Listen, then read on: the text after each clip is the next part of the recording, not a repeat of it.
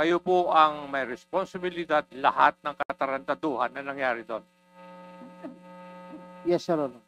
Ngayon, ang tanong, engineer, kayo po ba ang nag-propose ng mga projects na ito na may isama sa NEP? Gaya po Pakisagot lang po.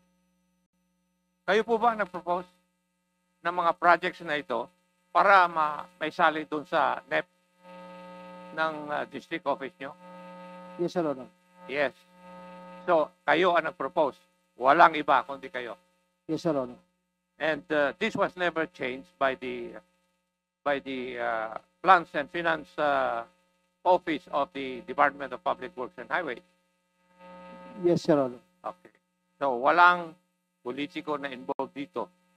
Kayo po ang nag-propose na ito. Yes, Your Honor. Okay. That's very clear.